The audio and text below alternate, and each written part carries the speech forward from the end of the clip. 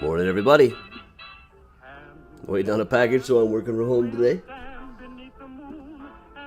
Colorado sunset, good night.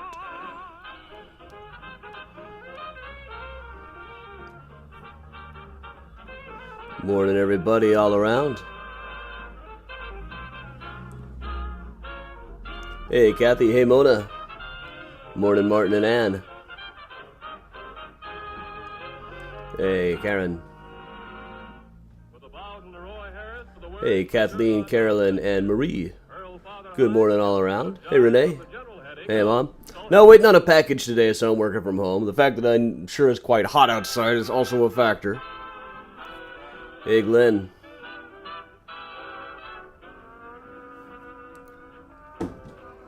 Not traveling seemed like a really good idea today. Hey, Vicky. Hey, Diane. I'm going further afoot than usual tomorrow for the Find a Grave Friday.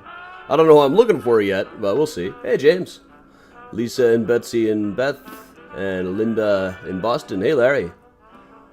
Hey, Octavio. Hey, Becky. Hey, Lisa. Good morning. Bon matin. Guten Morgen. Boker Tov.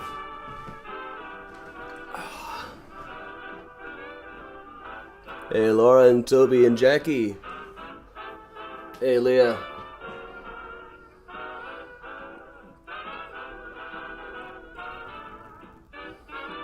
Hey, Emily.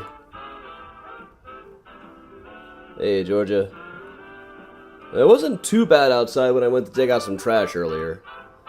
But I did get fairly sweaty on my long walk this morning. But that's at like 6 a.m.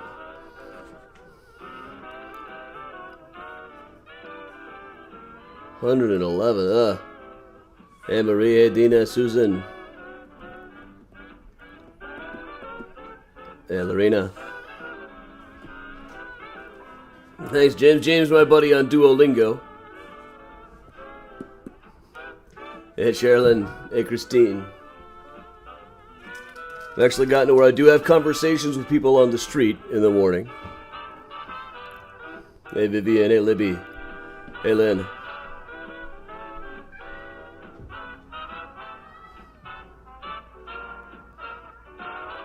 Hey, Katie. Morning, Sarah. My Iowa pal. Hey, Lana. Vicky, I'm doing Hebrew on Duolingo. I think James is doing Spanish. Laura, hopefully this weekend. So yeah, we're spending the next couple of days putting everything together, getting ready for a new college student and a new kitten in the house.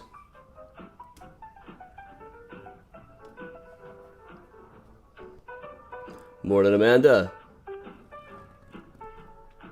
Hey, Linda. So yeah, we're waiting on a package today, so I'm just gonna work. I thought I'd work from home. Tomorrow, Find a Grave Friday will be a little further afoot than most places. Hey, no one over on YouTube. Hey, Linda. One benefit of working from home is we can also simulcast onto Twitch and YouTube. I'll give it a few minutes for everybody to get online. The numbers are pretty good. It's a pretty short one today, but I found something really cool to show off. Hey, Robert. Well, we're about halfway through this. Oh, hey, Eric. Eric from Ohio. Hey, Pamela. Hey, Christine and Kyle. Morning, Leah. Gaily dancing here in the cool atmosphere to this jive of Earl Father High. Yeah, but now comes... And Molly, that is the plan. We start looking at kittens on Sunday. I haven't decided yet whether I'm going to do a regular virtual tour on Sunday. I don't have one scheduled yet. Numbers are way down on Sundays anyway. Saturday I haven't figured out what I'm doing yet either. Should I still do the Graceland tour? I probably should. It's going to be hot as hell.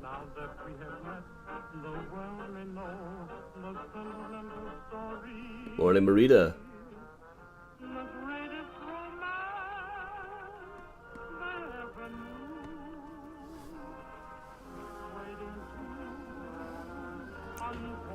Yeah, just a quick mini tour today, but there's some cool stuff to show off.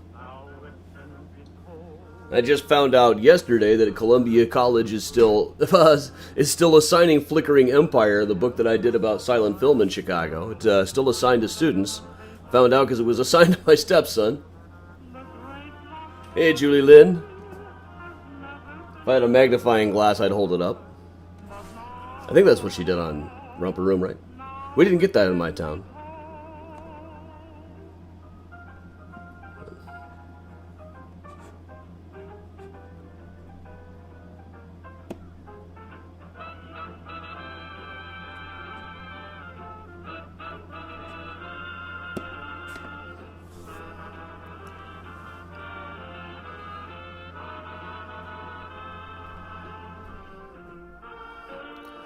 But alright, everybody. I think we're all here. So welcome along, everybody. And I'm not too young for Romper Room. It was within my timeline. I don't think they had it in my town. We were watching, besides Sesame Street and stuff, we were watching Betty Lou and the Magic Window, The Floppy Show, etc. I did see the Bozo Show. But alright, everybody, welcome along to Mysterious Chicago Tours. Hey, Kelly from Chicago Movie Tours is joining us, I see. Recently, a Selig Polyscope film was discovered that is about 10 years older, really before Selig Polyscope was actually a thing. But in the early 20th century, we had our two major film studios here in Chicago, SNA and Selig Polyscope. Regularly on our silent film discussions, I'll show a couple of their early films, which is An Awful Skate or A Hobo on Rollers by SNA, and The Roller Skate Craze by Selig Polyscope, both of which are about 1907, or both of which are movies about guys roller skating into things. But a movie that Selig made 10 years earlier, in 1896, was recently rediscovered. So this is a pretty big deal. Selig teamed up with the Union Metal Company. And let's just take a quick look at where film was in 1896. The Lumiere brothers sent out a couple of cameramen who filmed the first known movie that was ever filmed in Chicago. I showed this one quite a bit. Police Parade. It is a movie of several hundred guys in police officer uniforms walking past the camera. Of these 200 guys, 197 have mustaches. They all look like they were just wondering what's to be done about those Banks children. They'll be so glad when Mary Poppins blows in.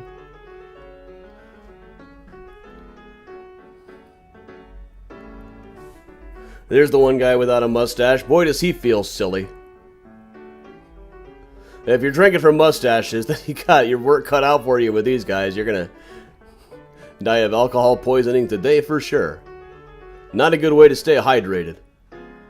I always wonder if any of these guys were the people that I talk about in the various stories. Were any of those guys on the Holmes investigation the year before? Was Sergeant John Norton in there someplace? I don't think so. But that very same year, the sheer technical achievement, at the time, 1896, narratives in film were not really a thing. They were just moving pictures. It wasn't until the next year that they had the first one I've seen where they really advertised it as a marquee attraction. They advertised what the movie was, not just that they were showing a moving picture. That was footage from the McKinley inauguration, 1897. But in 1896, Mr. Selig teamed up with the Union Metal Company to make the first narrative film shot in Chicago. It's about a minute and a half long. It was recently rediscovered in Europe, and it is called The Tramp and the Dog. And here it is. This woman has left a pie out, which in a comedy film, no good can come of leading a pie out. So here comes the tramp.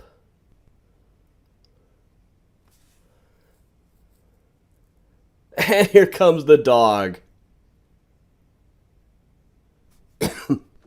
This was probably a routine that they did on vaudeville stages. That dog is very well trained to go right for the butt. This dude's holding up an entire pie with his mouth.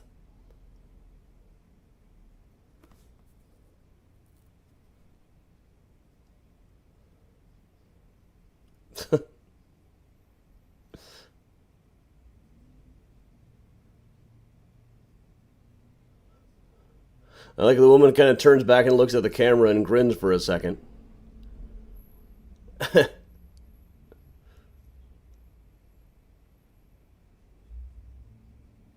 This dog has been well trained for this. I bet they've done this on vaudeville before.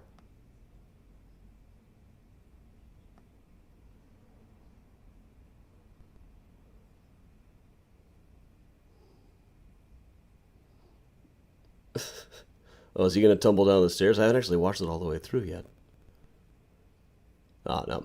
All right, so there it is, everybody. The Tramp and the Dog, the first narrative film ever shot in Chicago, and very, very early for any narrative film to be shot at all. One thing about Colonel Seelig is he was an innovative guy. It's difficult to make a judgment call as to the quality of his films because so few of them really survive. Many of them are really rather dull to sit through, even at a minute and a half long, but others are really funny, and this was a guy who was doing color films way before other people were. He was doing full-length films, like 2-3 hours, way before other people were.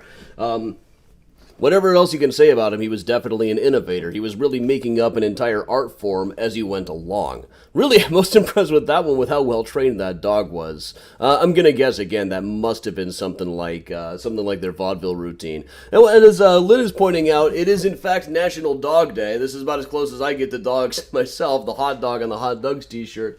And you've also already seen Miles floating around. Miles is currently sitting in the window, watching the street sweepers go by. He is fascinated by the street sweepers today.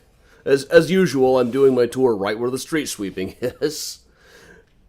But alright everybody, that's just a quick morning mini tour today. We'll be back tomorrow with Find a Grave Friday. And in the meantime, this is a little bit out of date now, but the next two things are both Graceland related. Since I got so much going on, I thought I'd take it easy on myself. But tonight, 8 p.m. is going to be Graceland Cemetery of Architects.